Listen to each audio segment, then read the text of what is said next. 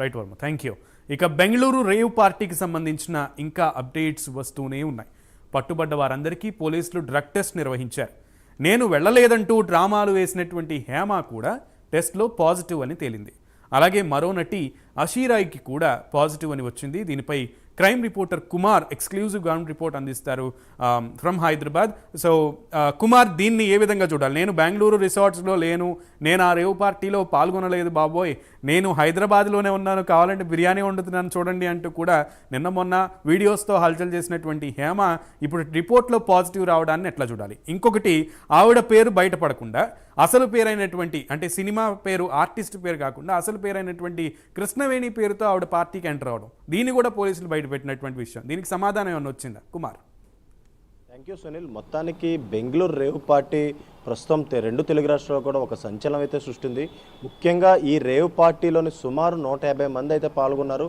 ముఖ్యంగా మొన్న జరిగిన తెల్లవారుజాము 3 గంటలకి ఏదైతే ఎలక్ట్రానిక్ పోలీసు వారు సమాచారంతో ఈ రేవ్ పార్టీ మీద అయితే ఒక్కసారిగా దాడి చేశారు. ఈ దాడిలోని ముఖ్యంగా చూసుకున్నట్టయితే తెలుగు రాష్ట్రాలకు సంబంధించిన పలువురు వ్యక్తులు, నటులు, అలాగే కొంతమంది రాజకీయ వ్యక్తులు, అలాగే బడా బాబులకు సంబంధించి కొంతమంది ఈ రేవ్ పార్టీలో ఉన్నట్లు మొదటగా అయితే ఏదైతే దీనికి సంబంధించి సమాచారం అయితే రావడం జరిగింది. ఈ నేపథ్యంలోనే ముఖ్యంగా తెలుగు సినిమా నటులు ఎవరైతే ఉన్నారో, ఎవరైతే శ్రీకాంత్ కావచ్చు, హేమ కావచ్చు, ఇలా పలువురు ముందుగానే ఈ రేవ్ పార్టీకి తమకు ఎటువంటి సంబంధం లేదంటూ కూడా ముందుగానే వాళ్ళైతే ఒక సెల్ఫ్ వీడియో తీసుకొని రిలీజ్ చేశారు. కానీ ఆ తర్వాత బెంగళూరు సిటీ కమిషనర్ వచ్చేసి ఎవరైతే వీడియో రిలీజ్ చేశారో హేమ వచ్చేసి ఖచ్చితంగా ఏదైతే ఈ రేవ్ పార్టీలో పాల్గొందంటూ కూడా ఒక ఫోటో అయితే రిలీజ్ చేశారు.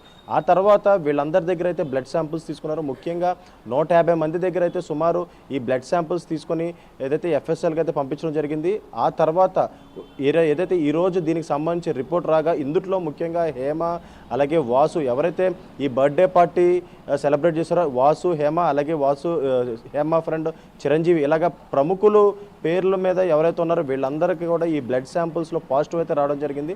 వీళ్ళందరూ కూడా డ్రగ్స్ సేవించినట్లు కూడా అధికారికంగా అయితే ప్రస్తుతం మనకైతే తెలుస్తుంది. ముఖ్యంగా ముందుగా మనం చూసుకున్నట్టయితే ఫస్ట్గా అయితే హేమ ఒక వీడియో అయితే రిలీజ్ చేసింది. ఈ నేపథ్యంలోనే తనకు ఆ రేవ్ పార్టీకి ఎటువంటి సంబంధం లేదంటూ కూడా ఆ వీడియో రిలీజ్ చేసింది. ఆ తర్వాత రెండోసారి మరొక వీడియో రిలీజ్ చేసింది. తను ఇంట్లోనే ఉన్నానంటూ, ఒక బిర్యానీ వండుతున్నానంటూ కూడా ఒక సెల్ఫ్ వీడియో అయితే రిలీజ్ చేసింది. కానీ హఠాత్తుగా ఏదైతే బెంగళూరు పోలీసులు హేమ రేవ్ పార్టీలో ఉందంటూ కూడా ఒక ఫోటో అయితే రిలీజ్ చేశారు. ఆ తర్వాత హేమకు సంబంధించి ఆ బ్లడ్ శాంపుల్స్ కూడా డ్రగ్ దానికి అయితే పంపించడం జరిగింది.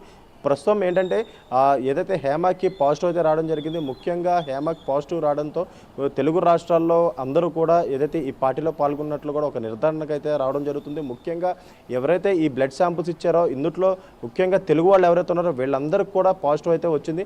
అలాగే బెంగళూరు వాసుల కన్నా ముఖ్యంగా తెలుగు రాష్ట్రాలకు సంబంధించిన వ్యక్తులకైతే ఏదైతే పాజిటివ్ రావడం జరిగింది. ప్రస్తుతం హేమ పేరు మాత్రమే బయటికి రావడం, దీన్ని ఎలా చూడాలి? అందులో చాలా మంది తెలుగు ఇండస్ట్రీకి సంబంధించిన వాళ్ళు పాల్గొన్నారని పోలీసులే చెప్పారు. అలాగే సినిమా ఇండస్ట్రీనే కాదు, రాజకీయ నాయకులు కూడా పాల్గొన్నారనేది కూడా బయట పెట్టింది బెంగళూరు పోలీసులే.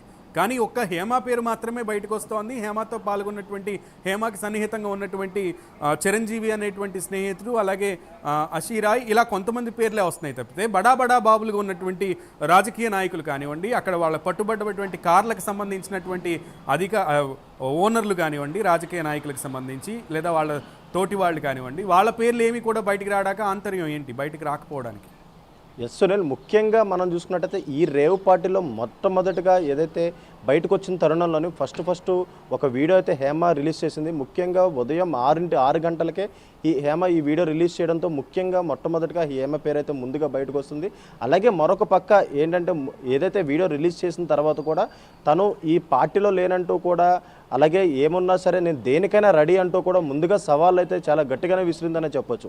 ఈ సవాళ్ళు విసరడంతో ఇప్పుడు పాజిటివ్ రావడంతో ముఖ్యంగా తెలుగు రాష్ట్రాలకు సంబంధించి హేమ పేరు అయితే ముఖ్యంగా అయితే వినిపిస్తుంది. అలాగే మరొక పక్క అషీరాయ్, అలాగే వాసు, అలాగే ఏదైతే హేమ ఫ్రెండ్ చిరంజీవి, ముఖ్యంగా వీళ్ళందరూ కూడా ఏదైతే ఈ పార్టీలో హైలైట్గా నిలవడంతో ప్రస్తుతం వీళ్ళ పేర్లు అయితే ముందుగా బయటకు వస్తుంది. అలాగే మరొక పక్క ఏదైతే ఈ రేవ్ పార్టీలను సుమారు 15 లగ్జరీ కార్స్ని అయితే పోలీసులు అయితే స్వాధీనం చేసుకున్నారు. ఇందులో ముఖ్యంగా కాకాణి గోవర్ధన్ రెడ్డికి సంబంధించిన ఎమ్మెల్యే స్టిక్కర్ ఉన్న కార్ అయితే ఇందులో ఉన్న నేపథ్యంలోని, అలాగే ఆ కారు తంది కాదంటూ కూడా ఏదైతే కాకాణి అయితే డిఫెండ్ చేస్తున్నారు. ముఖ్యంగా దానికి సంబంధించి ఆ స్టిక్కర్కి సంబంధించి అదొక డూప్లికేట్ స్టిక్కర్ అంటూ కూడా ఇప్పటికే పోలీస్ కంప్లైంట్ ఇచ్చారంటూ కూడా ఇప్పటికే కాకాని గోవర్ధన్ రెడ్డి అయితే చెప్పడం జరిగింది.